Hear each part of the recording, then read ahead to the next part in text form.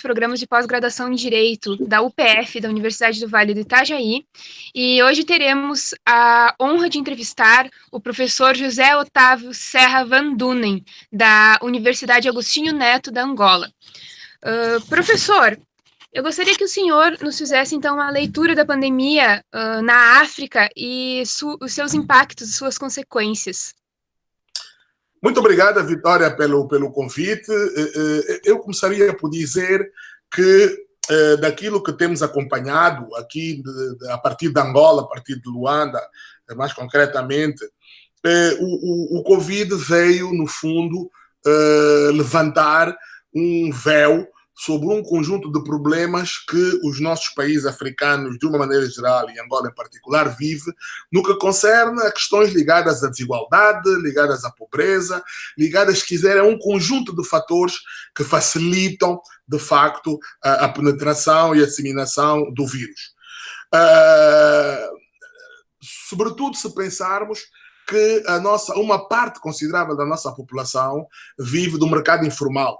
94,4% da população aqui em Angola tem uma relação direta ou indireta com o mercado informal, segundo dados do relatório da OIT de 2018. Isso é muito.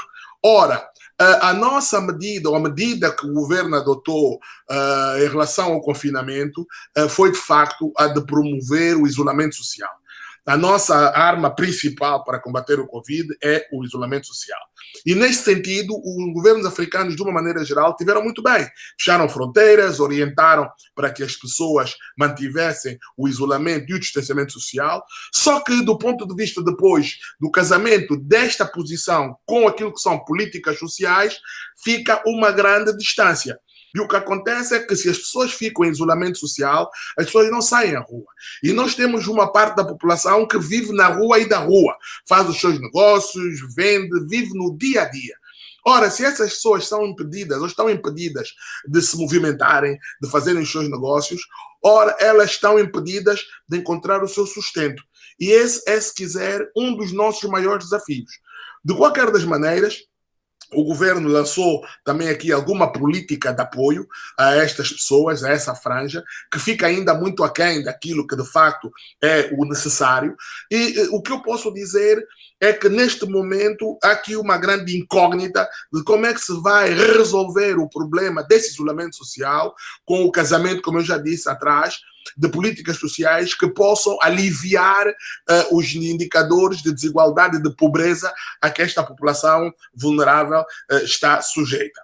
Por outro lado, uma das medidas do isolamento social é, de facto, impedir a mobilidade das pessoas. E impedir a mobilidade das pessoas também obriga a uma certa disciplina das pessoas. Nomeadamente, aqui estou a falar já das classes médias, das classes, enfim, que não estão em vulnerabilidade. E isso obriga a uma certa disciplina. E essa disciplina não tem sido cumprida de forma eficaz. O que tem feito com que o governo, as autoridades sanitárias e não só, lancem apelos cada vez mais intensos no sentido das pessoas cumprirem, de facto, aquilo que deve ser o nosso dever cívico, o nosso dever também de cidadania, no sentido de nos protegermos e de protegermos os outros.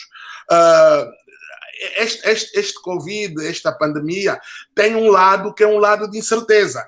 Nós, na realidade, enfim, não sabemos muito bem o que é que vai acontecer. Nós estamos a lidar com um adversário invisível, se posso assim dizer. Então, a única certeza que nós temos é, de facto, a nossa atitude. Deve partir da nossa atitude, deve partir do nosso comprometimento, no sentido do ponto de vista individual.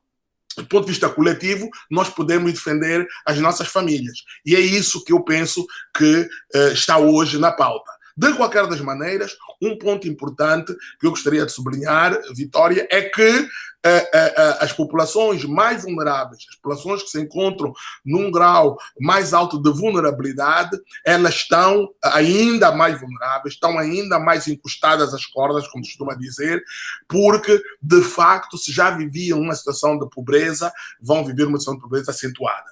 E isso vai obrigar a nós revermos também aqui os temas da solidariedade, os temas da confiança que estas pessoas, que essas famílias têm que ter em quem os lidera. E, sobretudo, a implementação de políticas públicas imediatas que possam aliviar este quadro. É uma situação muito grave, como a Vitória sabe, não é uma situação de Angola só, de África, é do mundo todo. O mundo todo hoje está a viver este desafio, mas certamente os países mais periféricos, os países que têm indicadores de pobreza mais acentuados, estão a sofrer um pouco mais.